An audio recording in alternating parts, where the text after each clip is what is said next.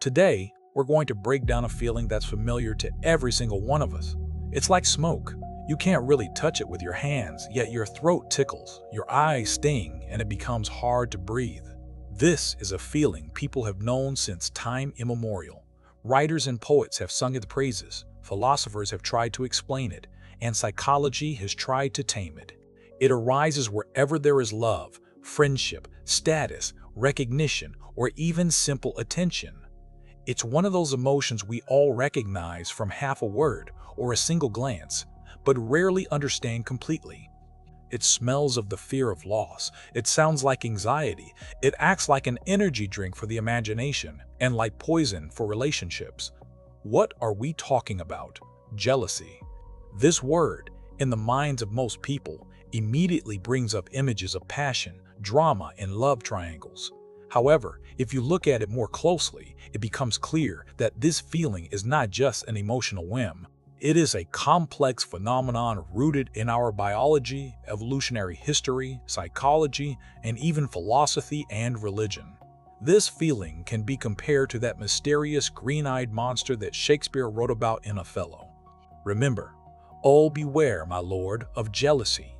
It is the green-eyed monster which doth mock the meat it feeds on." Different translations exist, but the essence is clear. In this exploration, we will try to understand the nature of this monster by breaking it down into its parts, from neurons to ancient instincts, from social norms to existential questions.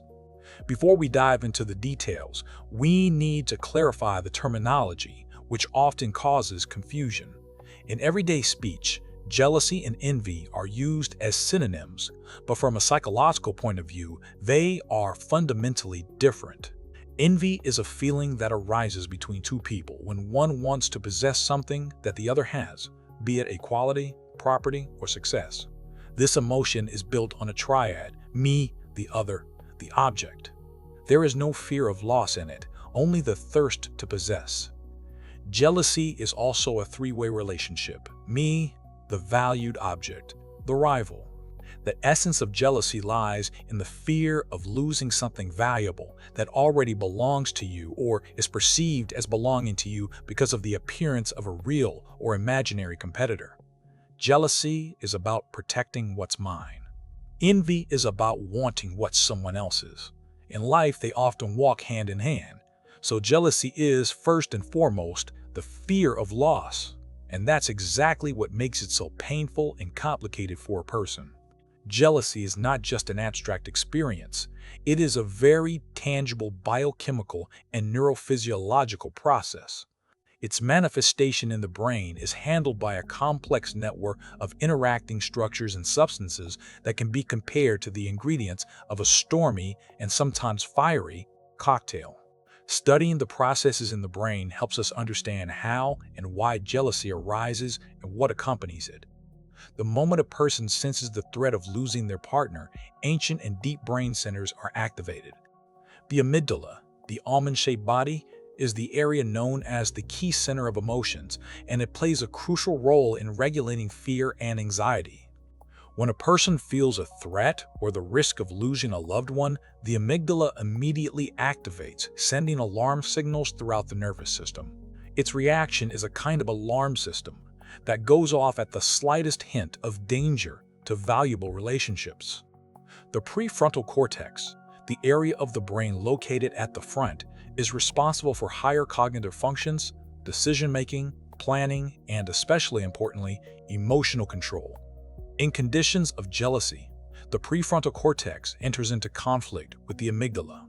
It tries to suppress irrational impulses, assess the situation logically, and restrain aggression. However, when emotional arousal is too strong, logic often gives way to the onslaught of ancient instincts, and the prefrontal cortex loses this battle, the reward system. Paradoxically, jealousy can be linked to the activation of the brain's reward system. This happens because the loved one is perceived as a valuable reward, and jealousy acts as a mechanism aimed at protecting that reward. The desire to protect and preserve the relationship, as well as one's attachment to the partner, becomes a powerful motive that engages the neural pathways associated with pleasure and satisfaction. Comparing the work of these areas paints a dramatic picture unfolding inside our skull. The amygdala panics, the prefrontal cortex tries to stay cool, and the reward system keeps reminding us that something incredibly valuable is at stake. At the neurophysiological level, jealousy cannot exist without the participation of hormones and neurotransmitters. These chemical substances create that very unique, passionate cocktail that underlies both attachment and its painful manifestation. Oxytocin, the hormone known as the cuddle hormone, or the hormone of attachment, is released in response to touch and physical contact. It promotes the formation of trust and openness and lowers the level of the stress hormone cortisol. Its presence in healthy relationships strengthens the bond and makes people less vulnerable to jealousy. Vasopressin. This is the hormone often called the direct cause of jealousy and aggression. It urges a person to protect their partner from imaginary or real threats and is part of an ancient evolutionary mechanism aimed at guarding the pair and offspring. Dopamine and serotonin. Dopamine is the reward hormone. It is produced during pleasant moments and strengthens attachment. At the same time, in the early stages of falling in love, the level of serotonin, which regulates mood and anxiety, drops. This state is comparable to the symptoms of obsessive-compulsive disorder, which probably explains why people in love tend to obsess over their new partner and experience heightened anxiety.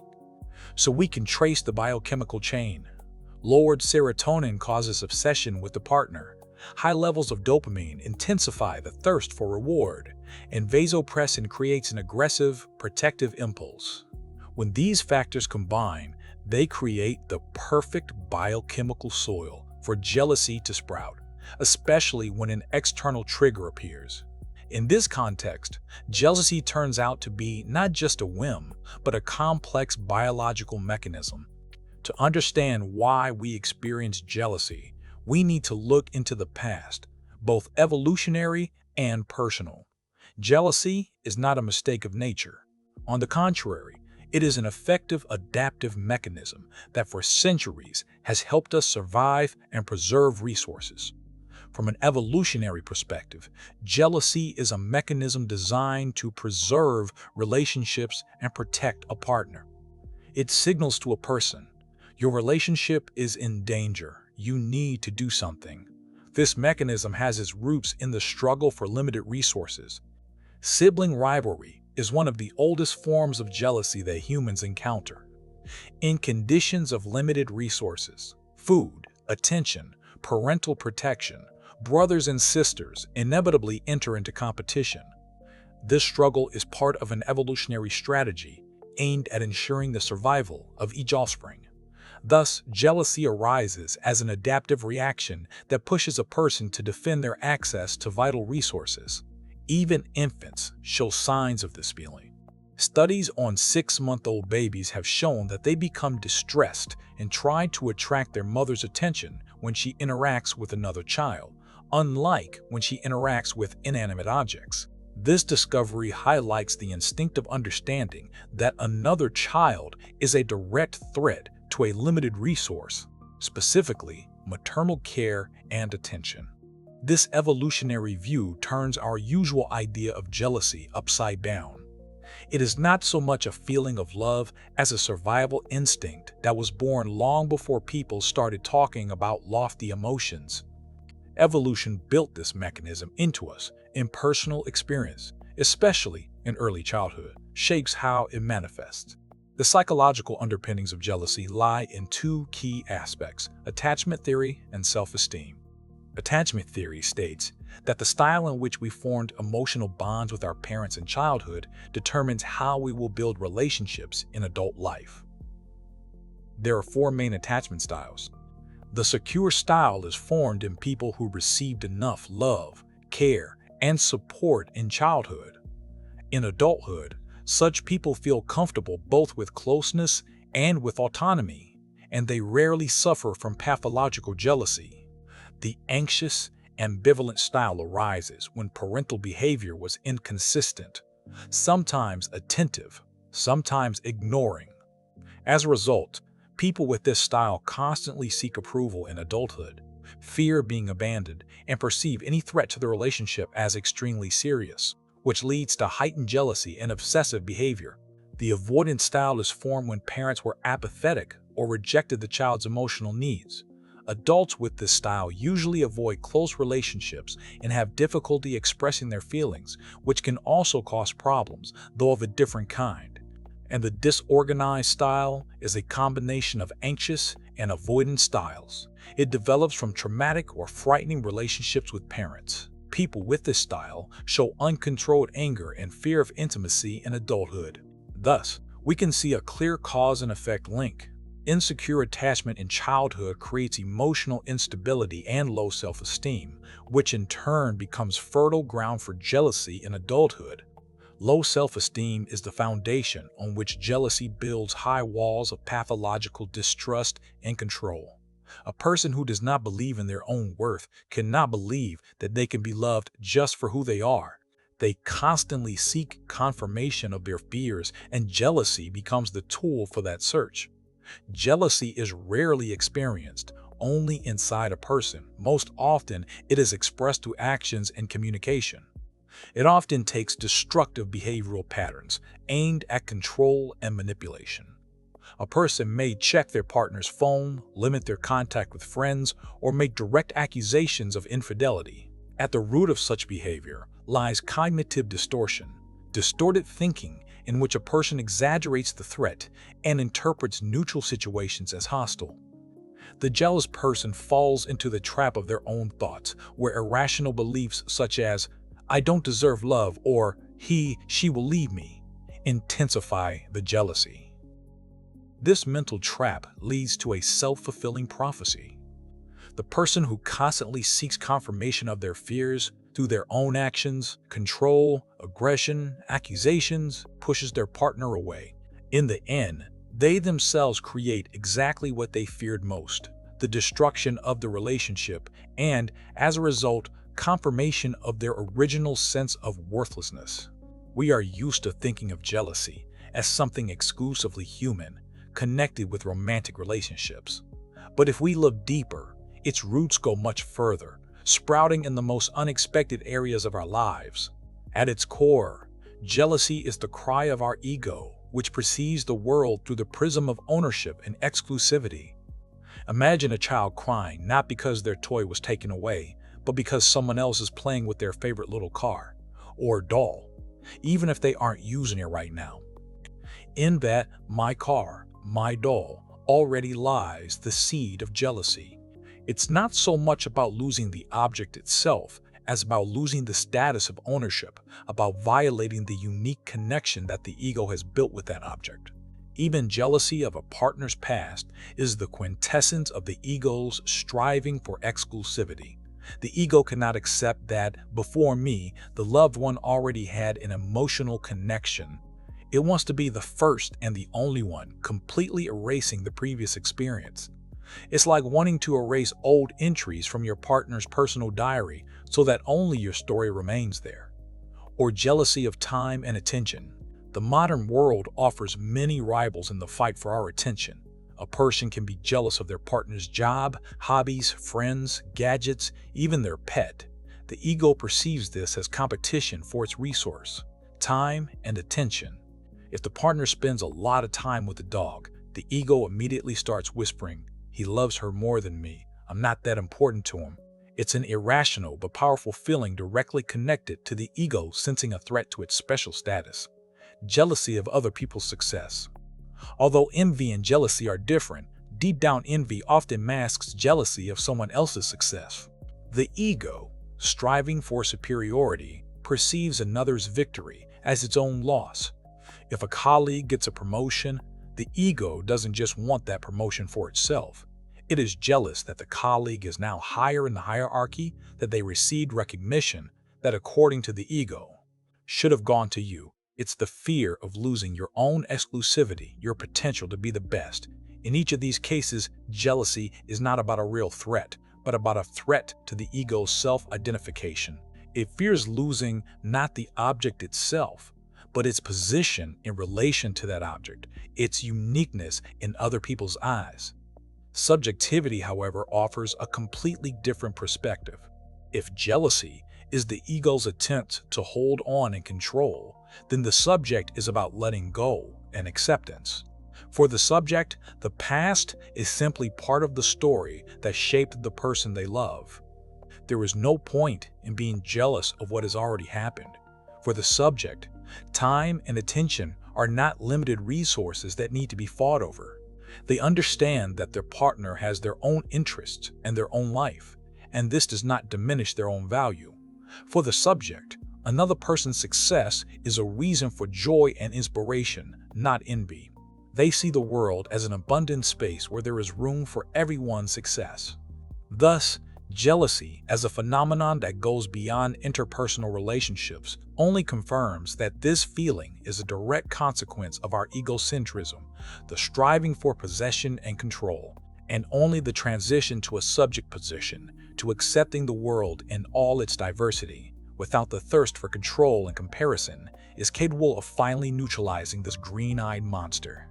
Besides biology and psychology, jealousy has a deeply philosophical and religious dimension. It makes us think about love, freedom, and peace, going far beyond mere emotion. Philosophy views jealousy as a complex form of passion based on fear, loss, and rivalry. Great thinkers have tried to unravel its paradoxical nature. Benedict Spinoza defined jealousy as love full of hatred toward the beloved person and envy toward the other who enjoys their love.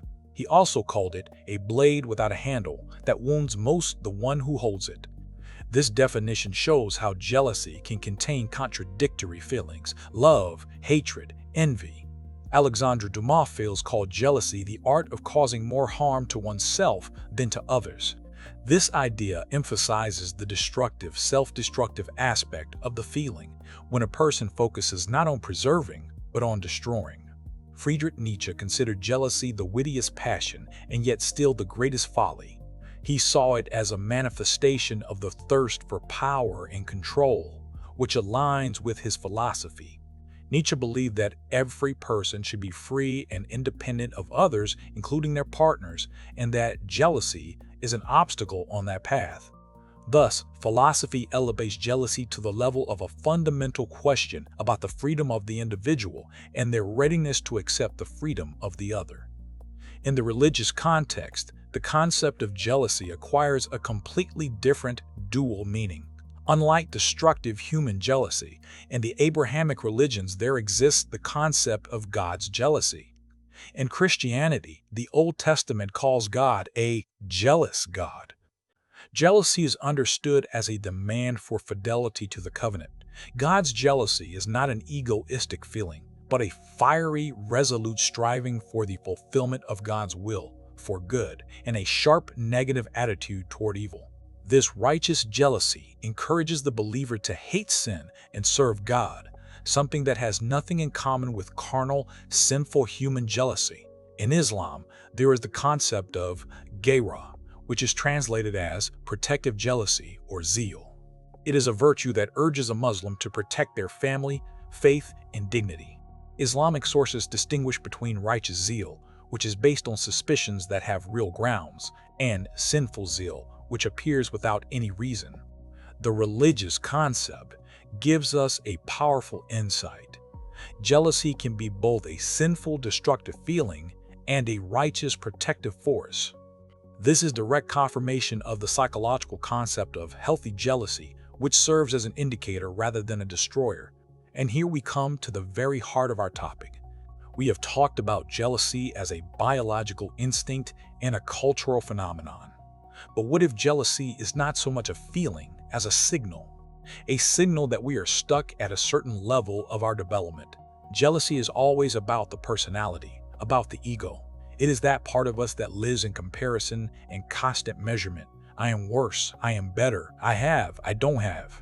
The personality or ego is our social mask, our collection of roles, and our idea of ourselves. It is this ego that feels jealous because it is afraid of losing what it considers its own: attention, status, love, its exclusivity. The ego is afraid of being replaced. The ego wants to be special. The ego considers love to be property: my woman, my man, my attention. The ego sees the world as a battlefield where someone else's success is always a threat to your own. When your friend buys a car, the ego whispers, "Why not me?" When your partner looks at someone else, the ego shouts, she is my property." This is not a feeling, but rather the reaction of a defense mechanism that works on the principle of power or loss. The subject, however, is a completely different level. Its nature has nothing to do with jealousy. Why? Because the subject does not compare. It does not live in categories of possession, mine or yours. For the subject, love is not property. It is a state. It is a flow that you share. You do not own it. You simply exist within it. As the French philosopher Jean-Paul Sartre said, to love is to want to be loved. But the subject goes further. They simply exist in this state without demands or conditions. For the subject, another person's success is not a threat, but part of the common game of life. If your friend achieves success, it does not take away your own potential. On the contrary, it inspires you. The subject understands that we are all part of one single system, and the victory of one is, in a sense, a common victory. We can say that jealousy is a signal that we are stuck in the plane of personality. It is like the check engine light on the dashboard of our psyche. It does not say that we are bad. It says, look inside yourself. Something is wrong there. And the way out of jealousy is a step toward the subject. Because only where comparison and the idea of possession disappear does the very possibility of jealousy disappear. This does not mean we will stop feeling. It means we will feel, but we will not let these feelings control us.